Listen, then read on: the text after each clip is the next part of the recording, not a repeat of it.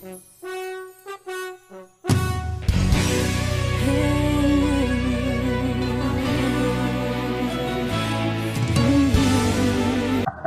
aí, querido, tudo bem? Tudo bem, graças a Deus. Que bom, graças a Deus. Eu tive convidado Às aí semana passada, mas já fiquei bom. vezes, rapaz, que loucura.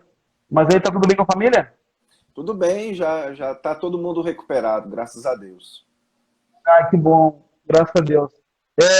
A gente nunca teve a oportunidade de conversar pessoalmente. Tentamos uma época, né? Mas aí quando é, eu fui te visitar, tu já tinha fugido do calor, já tinha ido embora, né? É, É, Conta para nós aí, primeiro, como é que foi essa tua experiência aqui no Sul, né? Tu passou por algumas cidades aqui já, né? E já pastorando algumas igrejas. Mas aham. antes de tu falar, deixa eu te apresentar pro público aí que não te conhece. Então, o pastor Antônio Neto é cearense, pastor batista em João Pessoa, formado em teologia com ênfase em exegese do Novo Testamento pelo Seminário Batista do Cariri, professor de teologia na escola Charles Spurgeon e de pregação da escola Convergência. Criador e diretor do projeto Esdras 710, para treinamento de pregadores bíblicos. Depois eu quero que tu fale um pouco sobre esse projeto. Mas conta para nós aí primeiro, para o pessoal te conhecer, que já andou aqui pelo Sul, estava aqui em Campo Bom pela última vez, aqui pertinho de Taquara. Uhum. Então, fala um pouco para nós, por favor. Enquanto isso, eu vou tomar um chimarrão, porque eu sou gaúcho, né? Vou tomar um chimarrãozinho. Tá bom. Então, pastor, eu me mudei para o Rio Grande do Sul no final de 2012, precisamente no dia 25 de dezembro, no Natal, de 2012, para começar um projeto de plantação de igreja na cidade de Passo Fundo. Já havia um, um grupo pequeno de pessoas na cidade que queriam plantar uma igreja lá. Eu gostei do projeto, aceitei o desafio, fui lá para fazer esse trabalho de plantação. E eu passei precisamente 3 anos. Durante esses 3 anos, muita coisa aconteceu, Deus abençoou muito o trabalho lá. Eu tinha um rapaz lá que eu sentia muita confiança nele, então eu treinei ele e ele assumiu o trabalho já depois desses 3 anos. Aí eu me mudei para Campo Bom, para pastorear uma igreja na cidade de Campo Bom e para plantar um seminário em Novo Hamburgo, um seminário que serviria para o treinamento dos obreiros ali da região do Vale dos Sinos, né? E foi isso que aconteceu. Eu pastoreei essa igreja e o seminário foi plantado. Ele ainda hoje existe, né? Está funcionando. Já teve a primeira formatura. Agora, no ano passado, é o Seminário Bíblico do Sul, que funciona na cidade de Novo Hamburgo, graças a Deus. E só que a gente a gente sofria muito com a questão do clima, questão do frio e outros detalhezinhos também. A gente acabou, então, decidindo voltar para o Nordeste. A gente queria voltar e recebi um convite, né, para ser pastor aqui na cidade de João Pessoa, numa igreja batista regular. E a gente, eu e minha esposa, a gente já conhecia João Pessoa, ficaria mais perto da nossa família. Então a gente topou o desafio. Eu desde 2018, então, estou aqui em João Pessoa pastoreando, pela graça de Deus. Mas tenho muita saudade do Rio Grande do Sul, dos amigos também. Tenho saudade do clima. Aqui em João Pessoa é Nordeste, faz calor sempre, né? É legal ter essa variaçãozinha que tem no Rio Grande do Sul. Sinto saudade de muita coisa também. Dos meus amigos que moram em Taquara.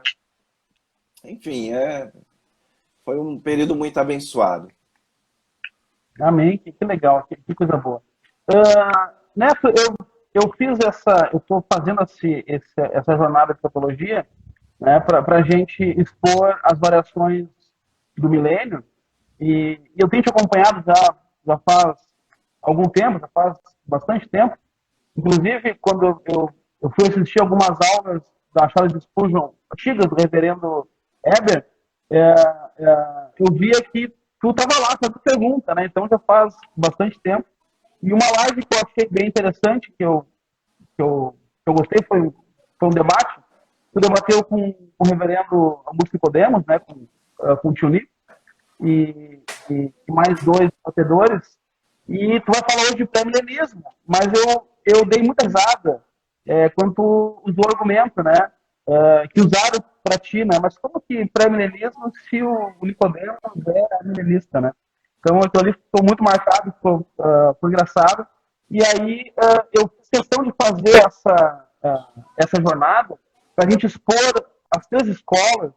Uma coisa que eu falei antes de travar, eu acho importante que a gente conheça todos os pensamentos, ou quase todos, enfim, para que a gente possa ter uma noção e ver o que para mim parece mais bíblico, mais sensato, né? E não seguir simplesmente a opinião de alguém, ou o que alguém falou, ou o que o seminário disse. Né? Então, por isso, eu acho importante essa jornada para a gente esclarecer alguns pontos. Por mais que vá variar em algumas áreas, né? Satanás está preso ou não está, né? Essas questões, o milênio literal não mas uma coisa que eu deixei claro também é que o importante são os pilares. Os pilares que todos nós temos, todos nós cremos na mesma coisa, cremos na volta de Cristo, cremos no julgamento final, cremos na consumação, mas essas variações. Então, eu quero te deixar agora à vontade, assim, para expor o pré-milenismo, que não é o dispensacionalista, né? Então, eu queria também que fizesse essa distinção, explicasse para o pessoal que está ouvindo. Nós temos muitos pentecostais ouvindo. Eu sou pastor aqui de Taquara, da Igreja do Brasil para Cristo, que é uma igreja pentecostal. Então, a gente quer ouvir essas diferenças, né, que é importante para nós. Eu também sou professor do seminário do Instituto Bereia, que é da denominação, né, então os alunos também estão acompanhando, então é importante ouvir. Então, fique à vontade, aí eu vou ficar aqui só te ouvindo também, de repente uma hora ou outra eu posso te interromper para fazer algumas perguntas, tá bom? Tá. Então, pastor Daniel, primeiramente eu quero te agradecer, né, pelo convite, pela confiança. E é o seguinte, vamos lá. Então, as posições a respeito do milênio, elas ganham o seu nome por causa das diversas interpretações do texto de Apocalipse, capítulo 20, ok? Então, o texto de Apocalipse, capítulo 20, ele acaba se tornando o texto central e que define as diversas posições. Então, o termo pré-milenismo é o termo que aponta para a interpretação de Apocalipse 20 como sendo algo que vai acontecer no futuro, depois da vinda do Senhor Jesus Cristo. Então, o evento de Apocalipse 20, ele é precedido pela vinda do Senhor Jesus Cristo, a segunda vinda de Jesus Cristo. Ok? Então, quando o Senhor Jesus Cristo vier, ele vai fazer o seu juízo, ele vai redimir, completar a sua redenção, e então ele vai iniciar um período que é um período milenar. Aí existem as divergências dentro do pré-milenismo, se esse período milenar ele é literal de 1000 anos, ou se os 1000 anos são uma figura retórica, uma figura literária, para se referir a um longo período de vitória do povo de Deus, em contraste com os 3 anos e meio de perseguição que o livro de Apocalipse fala, ok? Então, mas é um período milenar, é um período do reino terreno do Senhor Jesus Cristo, ok? Como eu disse, o texto central para isso é o texto de Apocalipse, capítulo 20, e Apocalipse, capítulo 20, ele se torna um texto fundamental para o pré-milenismo por conta de alguns detalhes do texto. O primeiro deles é o fato desse texto ele ser precedido do capítulo 19, mas o capítulo 19 é um texto que narra a vinda de Jesus em juízo contra os seus inimigos. Então, o Senhor Jesus Cristo, ele vence os seus inimigos, ele vence o anticristo, ele vence a besta, e então, no começo do capítulo 20, ele vence também a Satanás. Esse triunvirato do mal, Satanás, o anticristo e a besta, eles, desde o capítulo 12, que é narrado, que eles estão unidos, juntando, enganando as pessoas para pelejarem contra o Cordeiro.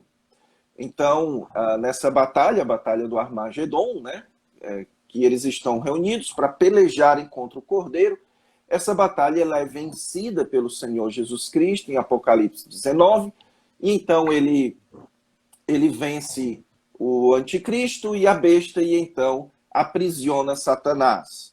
Ok? E aí ocorre a ressurreição dos mortos e começa então o reino milenar, segundo Apocalipse 20. Um outro detalhe do texto de Apocalipse 20, que também é muito utilizado pelos pré-milenistas para corroborar essa interpretação, é a questão das duas ressurreições. Então, o texto fala que quando o Senhor Jesus Cristo vier, ele irá ressuscitar, e os demais não reviveram ou não viveram até que se completassem os 1000 anos.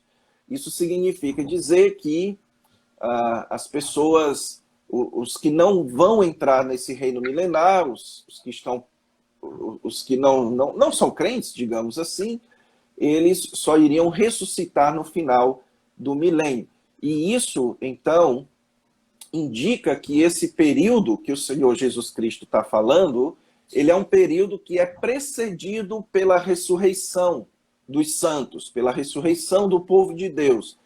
E isso, então, impossibilitaria que esse texto fosse interpretado de outra forma, senão futuro após a vinda do Senhor Jesus Cristo. Ok? Então, esses três elementos, que é o elemento da cronologia do 19 para o 20, da prisão de Satanás e também das duas ressurreições, isso é o que o pré-milenismo normalmente entende desse texto de Apocalipse 20 e que, portanto, conclui-se pela a visão futura do milênio. Ok? Agora, Apocalipse 20, ele não é o rabo que balança o cachorro, certo? Ele não é o único texto que sustenta toda uma visão escatológica. Os pré-milenistas, eles também entendem que a teologia bíblica, a teologia ensinada no restante das Escrituras, ela também mostra essa imagem da expectativa do reino do Messias vindo no futuro. E que esse reino messiânico, ele seria precedido por um período de angústia, e que nesse período de angústia, o Messias venceria os seus inimigos, ressuscitaria o seu povo e começaria a reinar.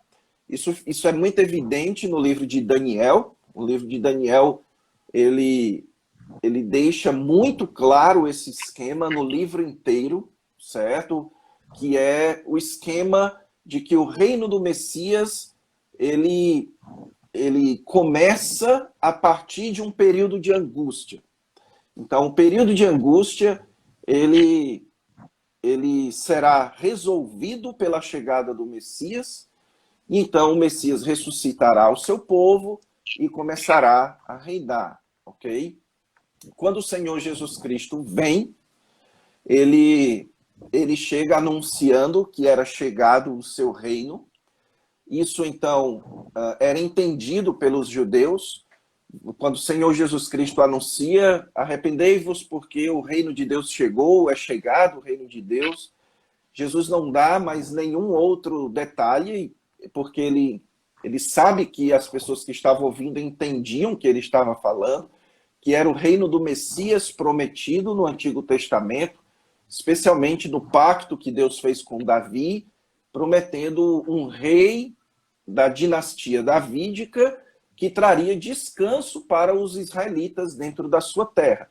Então Jesus, ele diz, olha, esse momento chegou. No entanto, logo depois, o Senhor Jesus Cristo, ele começa a explicar que a chegada do seu reino aconteceria em duas etapas. A primeira etapa, ele explica isso nas parábolas do reino. É o período em que a semente ele é lançada, o reino de Deus ele é lançado, ele é instaurado neste mundo, só que ele é feito, e isso é feito de forma misteriosa. O reino ele está em um estado de grão de semente. Ele está em um estado onde a rede é lançada. É um estado onde ele cai em 4 terras. A semente do evangelho do reino, ele cai em 4 tipos de solos. Então, esse é o estado atual do reino. É um estado onde existe o trigo que cresce e existe o joio que cresce junto com o trigo.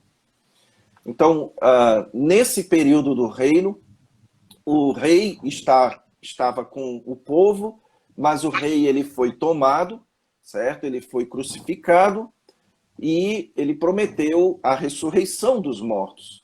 Ele ressuscitou e prometeu a ressurreição dos mortos para o futuro. Então, o Senhor Jesus Cristo ele é assunto aos céus e ele envia o seu Espírito, que é o penhor da promessa, que é a garantia de que a promessa irá se cumprir no povo de Deus, como o apóstolo Paulo ensina em Efésios capítulo 1.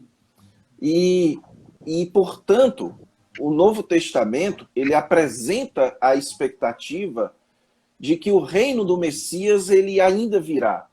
O apóstolo Paulo, na sua pregação, em Atos, por exemplo, em Atos capítulo 14, fala muito sobre... na pregação do apóstolo Paulo, ele falava sobre esse reino futuro que, através de sofrimento, é que nos importa entrar no reino dos céus. A escatologia do apóstolo Paulo também manifestava isso, essa ideia do dia do Senhor no futuro, e que esse dia do Senhor ele será marcado por vingança contra os inimigos de Deus e alívio para o povo de Deus. E a partir desse dia, nós então estaremos para sempre com o Senhor, né? Então, o apóstolo Pedro também fala sobre isso. Enfim, o Novo Testamento, então, manifesta essa ideia do chamado já, ainda não. Ou seja, nós já temos o reino de Deus em nós, o reino de Deus já está entre nós, mas ele só é percebido pelos olhos da fé, ele só é experimentado pela comunidade do Evangelho, que é a igreja, que é o trigo, certo? E que, portanto, no futuro, na segunda vinda do Senhor Jesus Cristo, é que haverá essa separação. Então, o Senhor Jesus Cristo se assentará no seu trono, é isso que diz Mateus capítulo 24 e 25, é quando o Senhor Jesus Cristo se assentará sobre o seu trono, julgará a humanidade e então dirá para os seus: entrem no reino que vos está preparado desde a fundação, ok? Então, o pré-milenismo entende que esse reino que o Senhor Jesus Cristo diz entrem, ele é o reino milenar, descrito em Apocalipse capítulo 20, tá certo? E então, isso que eu estou falando aqui para vocês é uma descrição da concepção pré-milenista. Então, todo pré-milenista, ele pensa com algumas pequenininhas variações, mas ele pensa basicamente dessa forma durante toda a história da igreja, certo? E que, inclusive,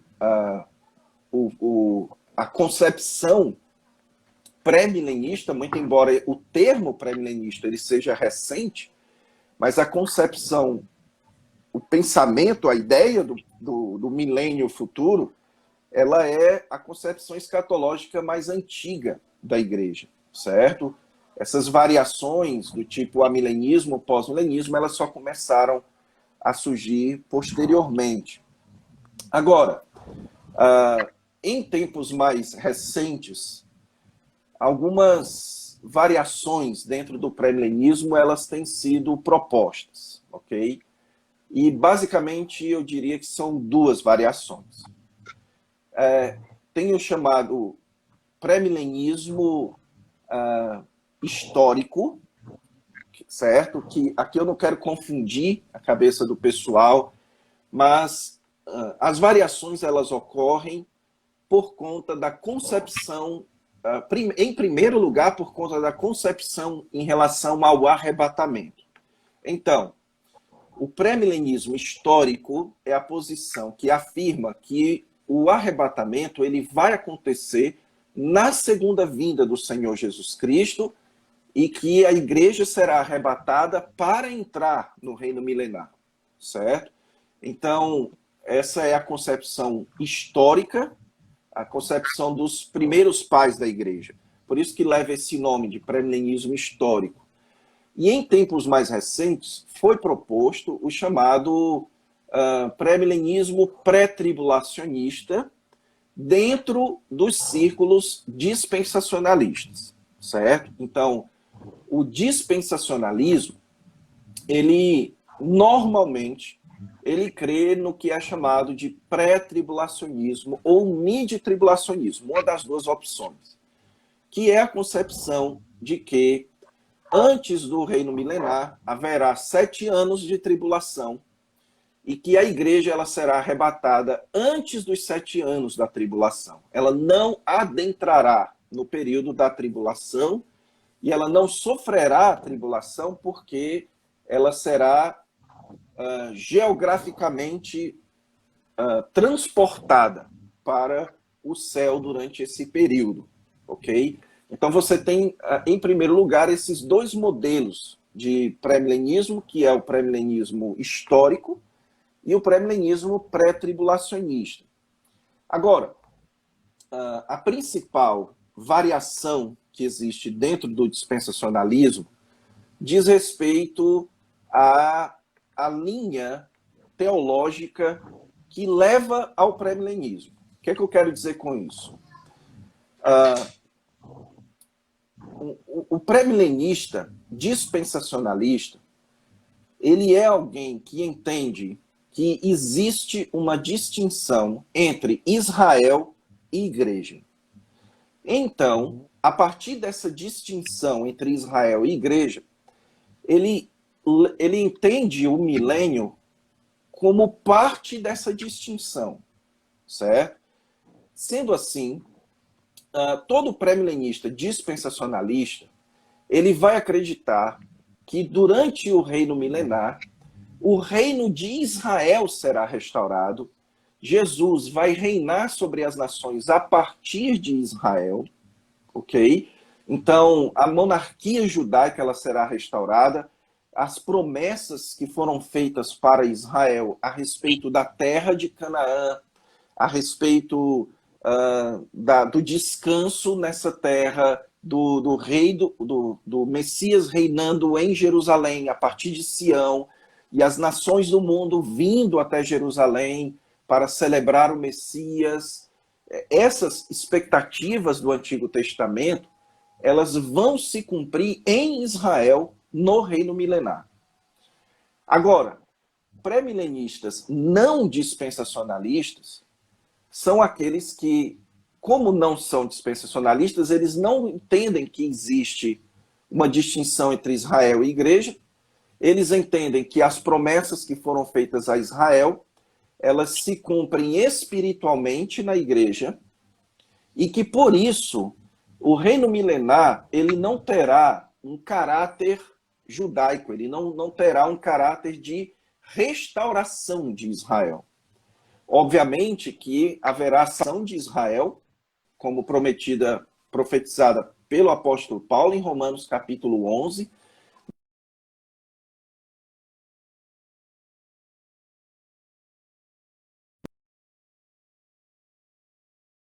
Os judeus eles serão salvos como eles são hoje, né? Como membros da igreja e tudo mais, certo? Então, Então, existem essas duas áreas em que os pré-milenistas eles divergem. Na questão do arrebatamento e na questão do lugar de Israel. Vamos de novo. Então, tu estava falando, né, sobre a tribulação, né, as diferenças, e ali travou. Puder continuar de novo. Então, eu estava explicando que existem dois diferentes pré-milenismos, né? Primeiro, em relação à tribulação, existe o pré-milenismo pré-tribulacionista, que é aquele que entende que o arrebatamento da igreja vai acontecer antes dos 7 anos da tribulação. Essa é a posição mais comum no meio pentecostal brasileiro, né? E também em alguns modelos, algumas denominações.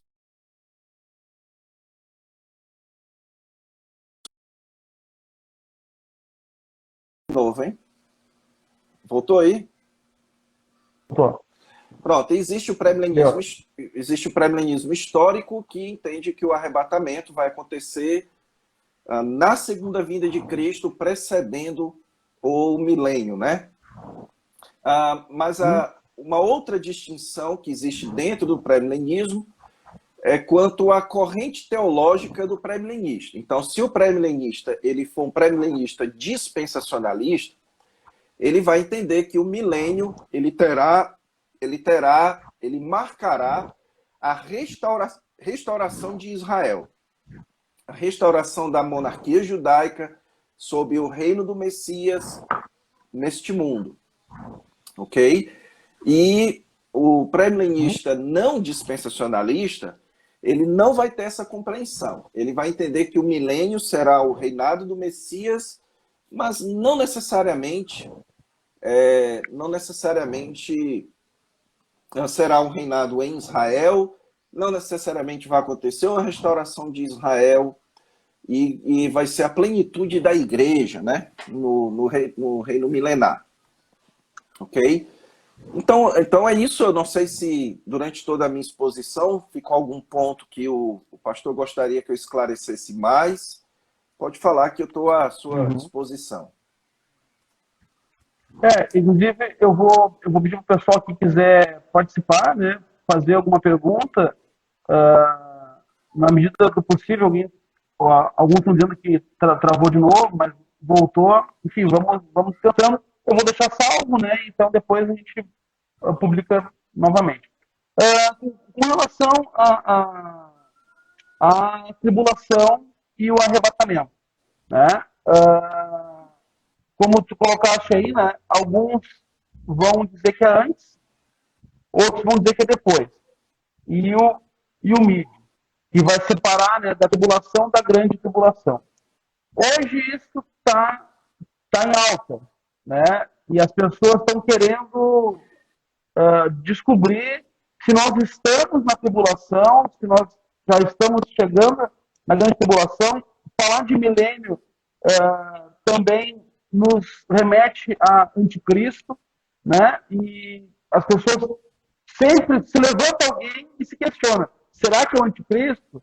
Será que o Macron é o anticristo? Será que o Bolsonaro é o anticristo? Né? Então, o presidente dos Estados Unidos, será que é ele agora? O que a visão pré-milenista progressista, né, progressiva, pensa a esse respeito?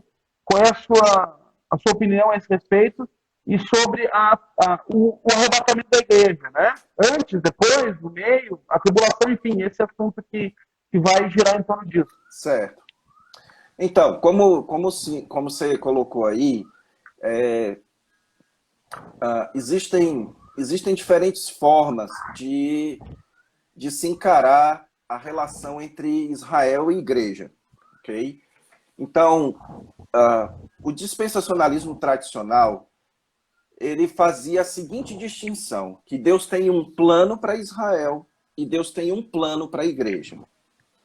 Certo? Então, como Deus tem dois planos distintos, como é que as coisas funcionam na história? O presente momento, nós estamos vendo Deus trabalhando na igreja.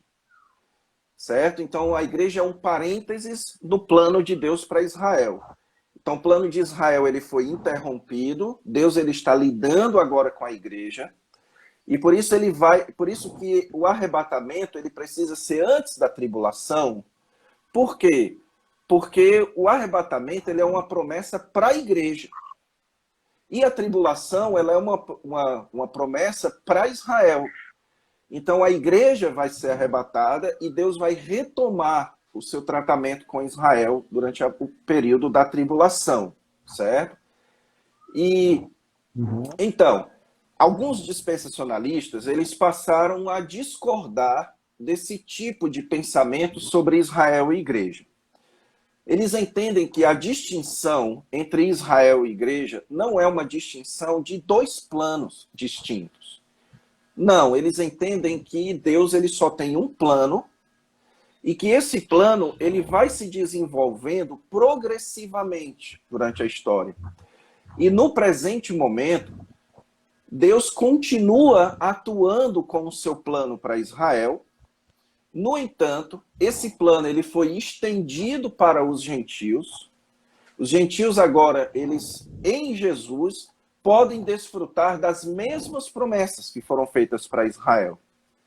E a igreja, portanto, é a união de judeus e gentios em um mesmo corpo. Sendo assim, não existe isso de um plano para Israel e um plano para a igreja. Portanto, para esses dispensacionalistas que não fazem, aliás, que fazem a distinção entre Israel e igreja, mas sem ser a distinção entre planos, eles entendem que não necessariamente o arrebatamento tem que ser antes da tribulação. Certo? Por quê? Porque não precisa a igreja ser arrebatada para Deus retomar o seu plano para Israel. Então não tem essa necessidade mais, certo? Então você, dentro do dispensacionalismo progressivo, você vai encontrar todas as posições de arrebatamento que você imaginar. Você vai encontrar o pré-tribulacionista, como é o caso do Craig Blazing, pré-tribulacionista. Você vai encontrar pós-tribulacionistas, como é o caso do homem que me convenceu a ser um dispensacionalista progressivo, que foi o Robert Saucy. Ele era pós-tribulacionista, pré-milenista histórico, né?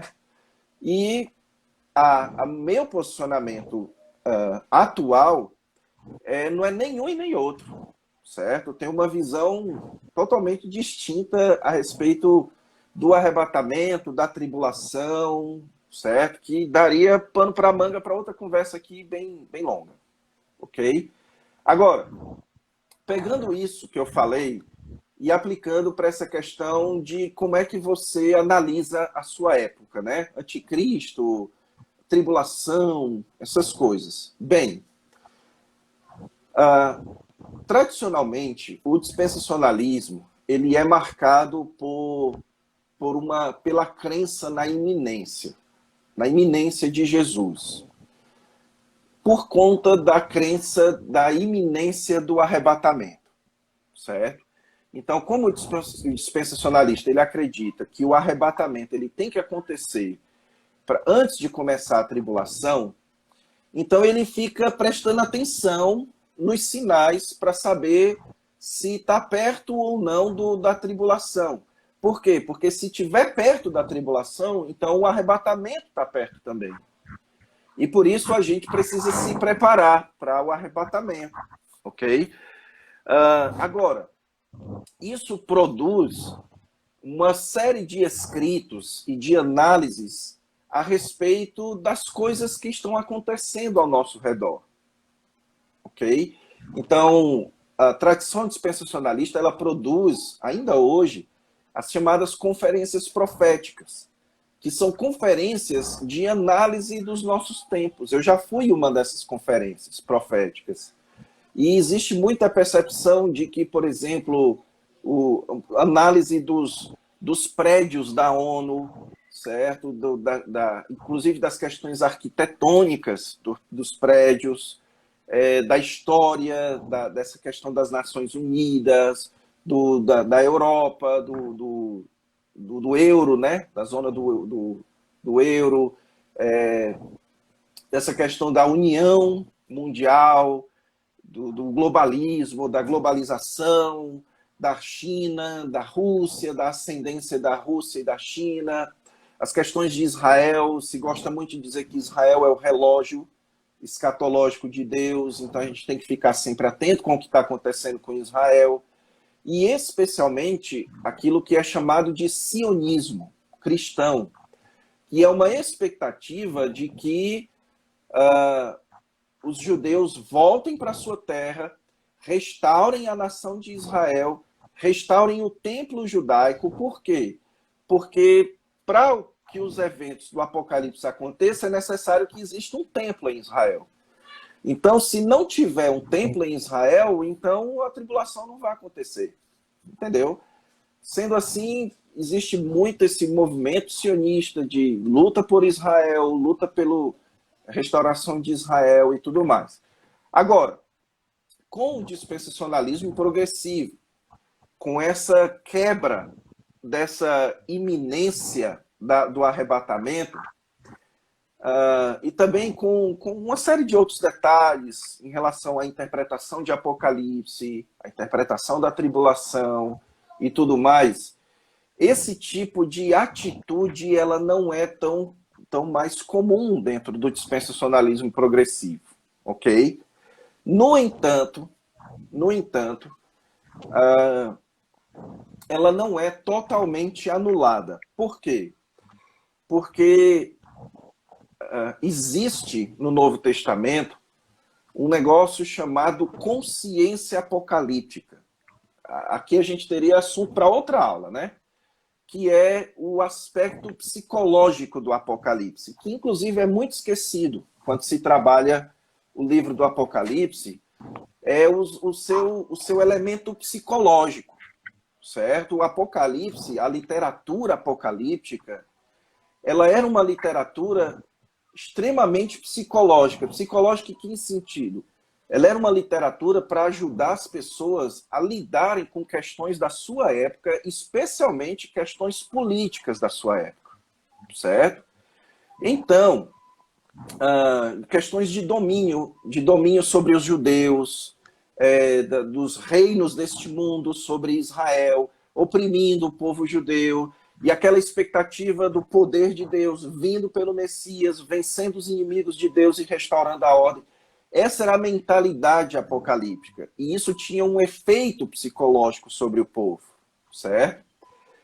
E o que isso tem a ver? O que isso tem a ver é que o Novo Testamento e o Senhor Jesus Cristo, por exemplo, em Mateus, existe esse estímulo apocalíptico.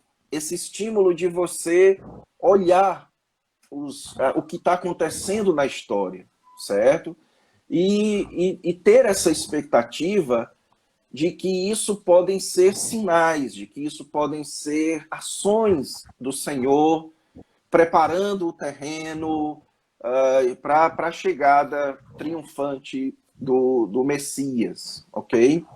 Então é óbvio que quando o Novo Testamento fala que haverá um anticristo, ele espera que a gente fique atento para isso, certo?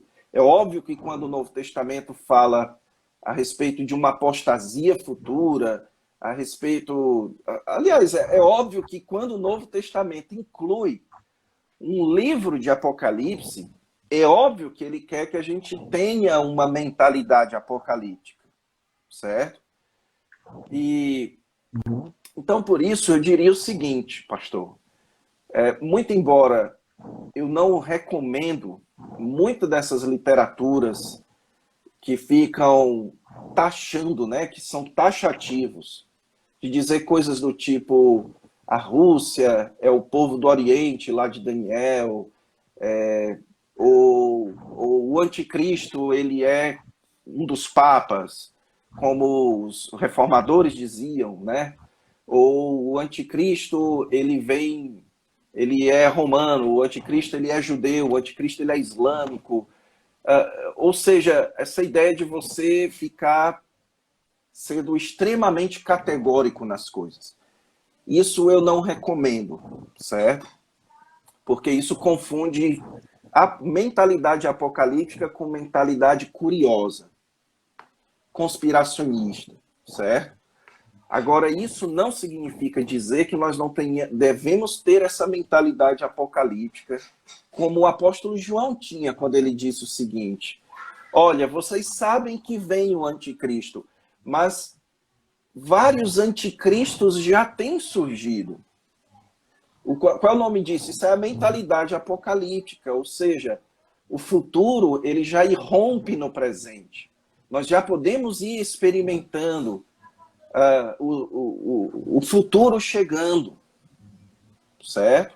Então... Aquilo que Paulo e João e Pedro já diziam, que o sistema do anticristo já existia desde aquela época dele, que vai surgir vários anticristos. Exatamente, da operação do erro. Também, tem muitas vezes que o apóstolo Paulo trabalha em torno dessa questão, e a gente nem sequer muitas vezes percebe. Por exemplo, agora eu estou dando aulas em 1 Coríntios, e a mentalidade apocalíptica do apóstolo Paulo, ela é muito presente em Apocalipse, quando ele diz o seguinte: olha, o reino de Deus não é comer, beber, o reino de Deus é poder. Então isso é mentalidade apocalíptica. Ele diz: quando eu chegar até aí, eu quero ver o poder dos ensoberbecidos, certo? Isso é mentalidade apocalíptica, que é exatamente essa ideia de que o poder de Deus ele já irrompeu nesse mundo através do Messias, e que nós já podemos ir experimentando as bênçãos do mundo vindouro nos dias de hoje, através do Espírito Santo, do poder do Espírito Santo e tudo mais, certo? E que por conta disso, nós precisamos sim ficar atentos, vigilantes, ok? A iminência, muito embora eu não creia na iminência do arrebatamento, eu já criei nisso no passado, hoje eu não creio mais, né? De que o arrebatamento ele pode acontecer a qualquer momento. Agora, eu entendo que o escatom, a chegada dos últimos dias lá, dos eventos finais, eles sim são iminentes. O dia do Senhor, certo? E por isso a gente tem que vigiar. E isso nos faz, sim... há algum tempo atrás aconteceu do pessoal colocar uma estátua lá na ONU, né? Que era um tigre, meio leopardo, com umas asas e tudo. Aí aconteceu o seguinte, de algumas pessoas irem na internet e dizer: olha, é o anticristo, a imagem do anticristo, essas coisas. Aí um monte de gente foi também na internet dizer que isso era conspiracionismo, que a gente não tem que fazer teologia de jornal, certo? Que não pode ficar olhando essas coisas e ficar dizendo que é o anticristo e tal e tal. E a minha proposta, minha sugestão é que a gente encontre um meio termo aí. Nem 8, nem 80. Nem você vai ficar toda hora dizendo, por exemplo, que o Papa é o anticristo. Aí o Papa morre, como é que fica o anticristo? Tá entendendo? Aqui a Rússia é o povo do Oriente que ataca Israel. Aí acaba o Império Russo, acaba o governo russo, e aí como é que fica a escatologia? Muitas dessas coisas vão acontecendo, né? Então, nem 8 e também nem 80, de dizer o seguinte, como eu vi, né? Assim, não podemos fazer teologia através dos jornais. Como não? Tá entendendo? E Nero, e a figura de Nero, quem estuda o livro de Apocalipse sabe da figura do Nero Redivivus, onde a figura do imperador Nero ele foi tão marcante na opressão do povo judeu e do povo cristão também, dos cristãos, né, judeus ou não, que existia na igreja primitiva essa crença de que Nero iria voltar a viver. E eles ficavam nessa expectativa. Será que esse imperador é o novo Nero? Será que esse é o novo Nero? Tá entendendo? Então, quando Jesus disse por volta ali da quarta década da sua época. Ele diz para os seus discípulos que não ficaria pedra sobre pedra que não fosse derrubada. Aí você imagina que você é um discípulo de Jesus, aí você recebe um jornal, lá no ano 70, dizendo que os romanos invadiram Jerusalém e destruíram tudo e não ficou pedra sobre pedra. Você não vai olhar aquele negócio e vai dizer, rapaz, foi isso aqui que Jesus disse.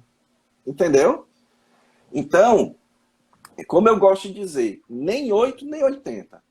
Nem você ficar inventando cumprimento para tudo e nem também ficar dizendo que nós não precisamos olhar para nada.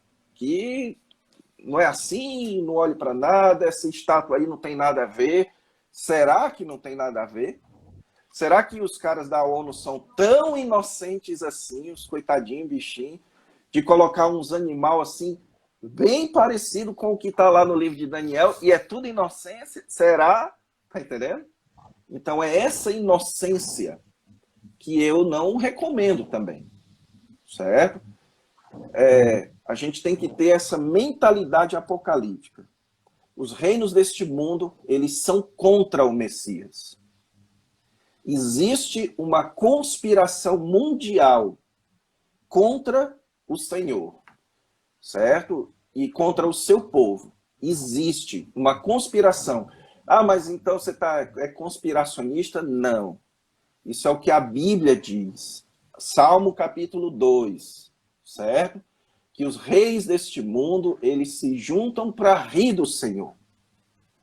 E que vai ser na vinda do Messias, que essa vitória, que esses reis serão vencidos. Então, existe uma conspiração mundial contra o reino do Messias, certo? E por isso a gente tem que ficar sempre ligado, sempre atento, para que nós não sejamos enganados, como disse o Senhor Jesus Cristo, para que ninguém vos engane, certo? A gente achando que está defendendo o Messias e nós estamos preparando o caminho do anticristo. Deixa eu te contar alguma coisa, então, assim. Primeiro, tu crê que terá uma figura do anticristo. Terá o anticristo. Sim. O homem anticristo. Não só o sistema e não só vários, mas terá um que será o novo Nero. Né? Sim.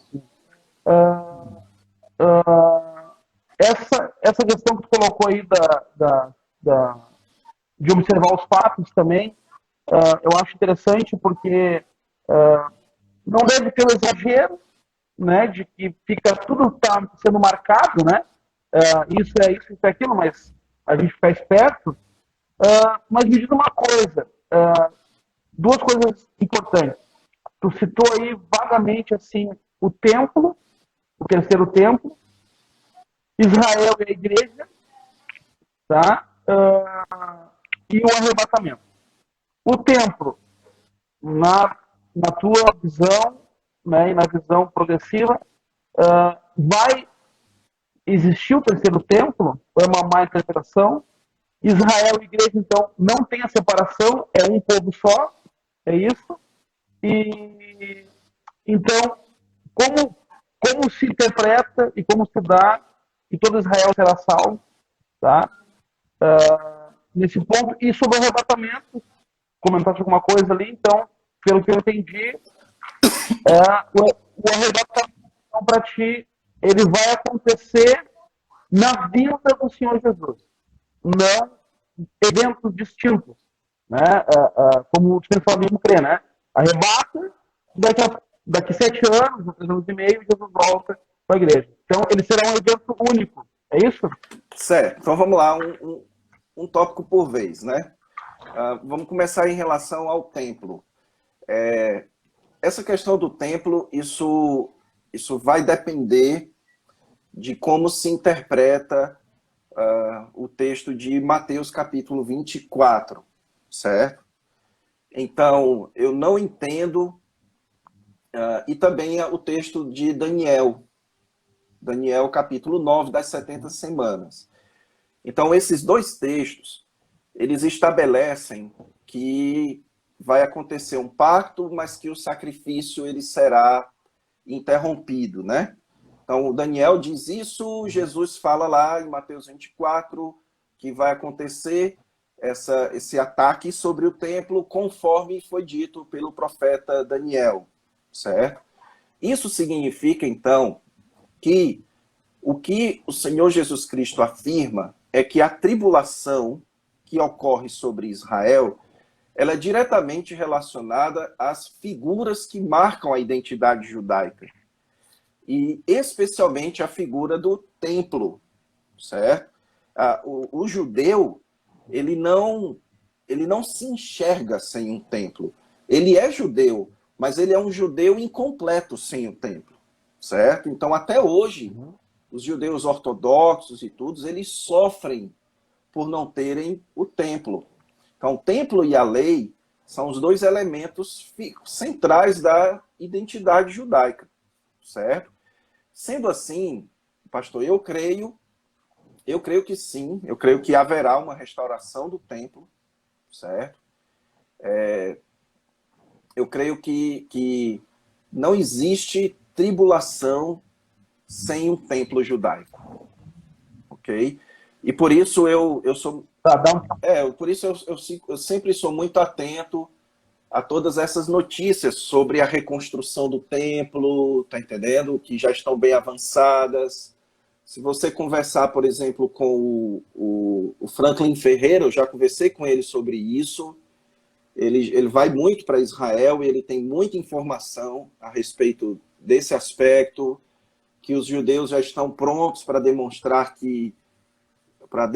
provas históricas de que aquele espaço pertencia a Israel, que já teve um templo lá e tudo, e que por isso eles têm o direito de ter um templo ali também, assim como os muçulmanos, né? Mas isso será que vai se dar... porque hoje lá tem o Domo da Rocha. Sim. No lugar. Será que isso vai haver uma guerra para se construir o templo? Ou vai ser feito um do lado? A negociação que é essa de... Eu não sei lhe dizer isso, certo? Esses detalhes, eles estão além das nossas condições, né?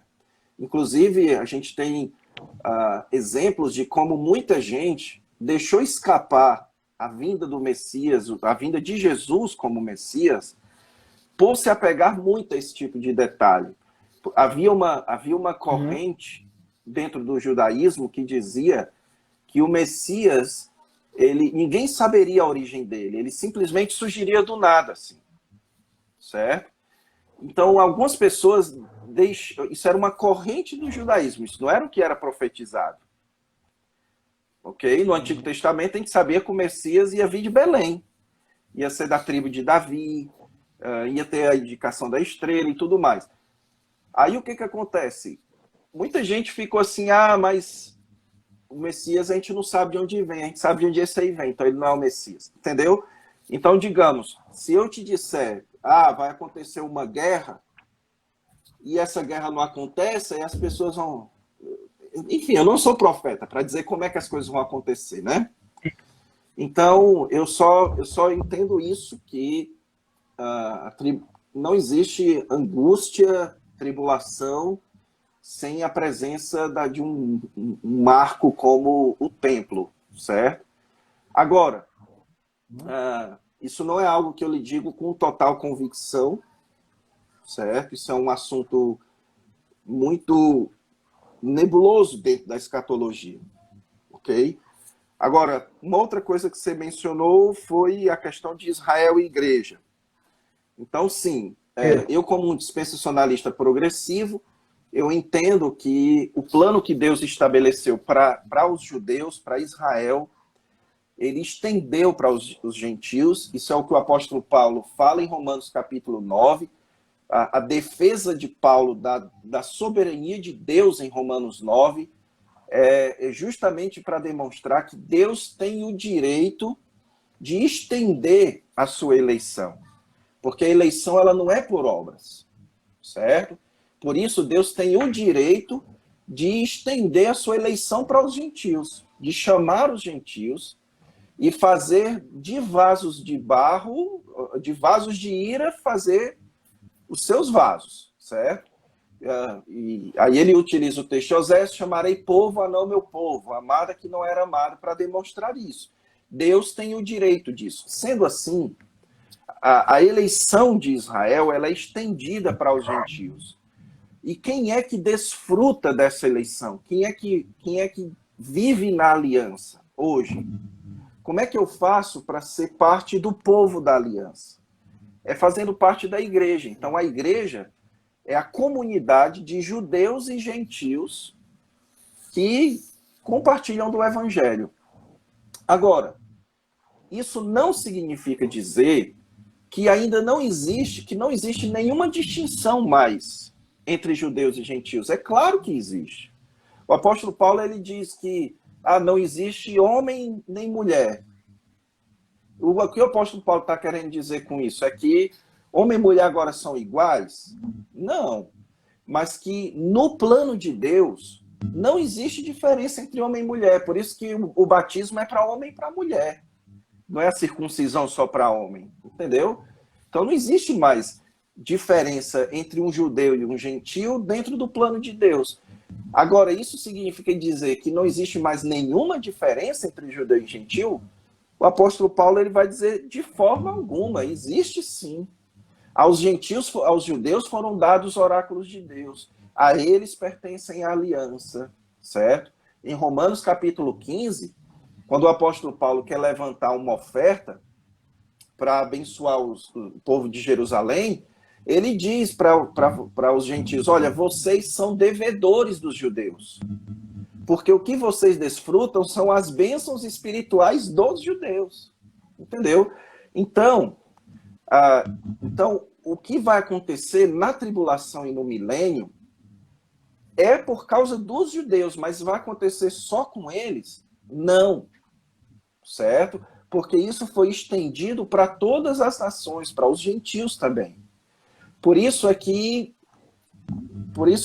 não creio mais no arrebatamento. Aí eu entro no terceiro tópico que você mencionou, né? Eu não creio mais no arrebatamento antes da tribulação. Ok? No arrebatamento eu creio, não antes da tribulação. Bem, eu também não penso que o arrebatamento será depois da tribulação.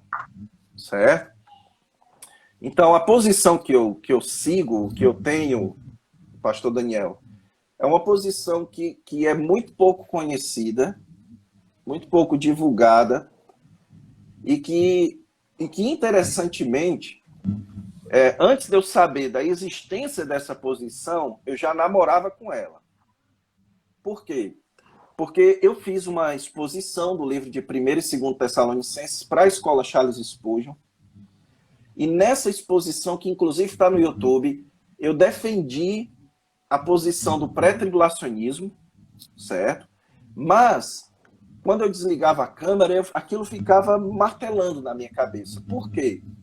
Porque em 1 Tessalonicenses 4, o apóstolo Paulo, ele descreve, inclusive ele usa a palavra arrebatamento ali, como um resgate, certo? E é um resgate de quê?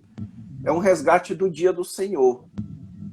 Então, a igreja ela é arrebatada para ser resgatada do dia do Senhor, do dia da ira, ok?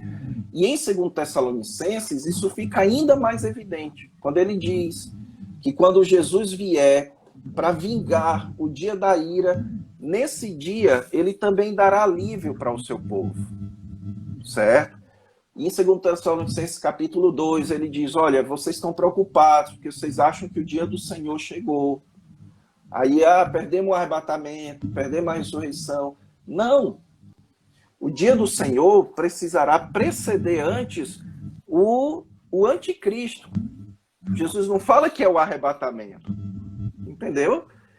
Sendo assim, pastor, eu cheguei à conclusão de que o arrebatamento, ele acontece como um resgate do dia do Senhor e não da tribulação, certo? E por isso, eu hoje me considero o que eu descobri que existe essa posição, né? Já li tudo livros e tudo, chamado pré-ira, ou pré-irista, que diz o seguinte, que antes, aliás, que vai acontecer a tribulação, vai acontecer a perseguição sobre os santos, sobre o povo de Deus, aquilo que o livro de Apocalipse fala, aquilo que Jesus fala também, que os discípulos serão perseguidos, que eles devem fugir e tudo mais. E que então, quando o dia do Senhor chegar, quando o dia do Senhor começar, quando a batalha do Messias fosse iniciar e a ira, a provação sobre o mundo for acontecer, Jesus for lutar contra os seus inimigos e a sua ira for derramada, é nesse momento que a igreja ela é arrebatada, que o povo de Deus é arrebatado, certo? E aí vem um outro ponto. A ideia de que o arrebatamento é um arrebatamento para ir para o céu. Essa ideia, eu também não encontro mais respaldo bíblico para essa ideia, certo? Por quê? Porque isso é pura especulação teológica.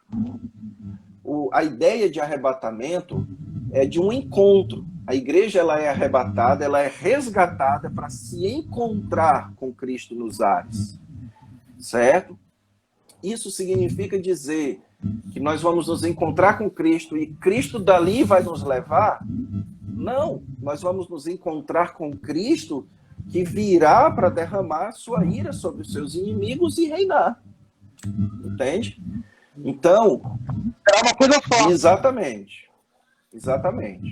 Certo? Então existe uma pequena diferença com o pós-tribulacionismo. Certo? Mas é um pós-tribulacionismo, mas que acontece um pouco antes. Entendeu? Sim. Realmente eu concordo com a tua informação, porque se Paulo diz que antes da vinda do Senhor precisa vir a apostasia e precisa se levantar o homem da iniquidade, então não faz sentido, né? O arrebatamento acontecer antes da chegada do anticristo, se Paulo está dizendo que o anticristo vai vir antes do dia do Senhor, né? Então acho que é bem por aí. A gente vai estar encerrando, já passamos bastante tempo, e tem só uma pergunta aqui do João, o João Marcos. Ele diz: o texto de 2 Tessalonicenses 2,4 se refere a um futuro templo em Jerusalém? Acho que respondeu que sim, né? Deixa eu ver aqui o texto para eu saber bem direitinho.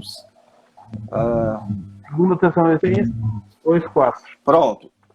Então, assim, o que o apóstolo Paulo está fazendo aqui? O apóstolo Paulo aqui ele está ecoando uma ideia que é profetizada no livro de Daniel, certo? Então, no livro de Daniel, é dito lá que esse homem da iniquidade e tudo, ele entraria no santuário de Deus, certo? Interessantemente, isso aconteceu já 2 vezes. 2 vezes isso já aconteceu. A primeira vez foi com Antíoco Epifânio, certo? Que ele como é que a gente chama? Quando ele diz que alguém fez um sacrilégio, pronto, ele fez um sacrilégio dentro do santuário, sacrificando um porco e tudo mais ali, zombando, certo? Quando os romanos invadiram Jerusalém, eles também fizeram isso no santuário. Entende? Então, existe um padrão profético de que a tribulação que recairá sobre o povo de Deus, ela envolve o santuário de Deus. Certo? Em Jerusalém. Agora, se você for entender que esse santuário aqui é a igreja e tudo, você vai estar dando um golpe hermenêutico do termo santuário, certo? Aqui do contexto. Porque ele diz, é objeto de adoração a ponto de se assentar no santuário de Deus, sendo que a própria Bíblia já diz o que é isso.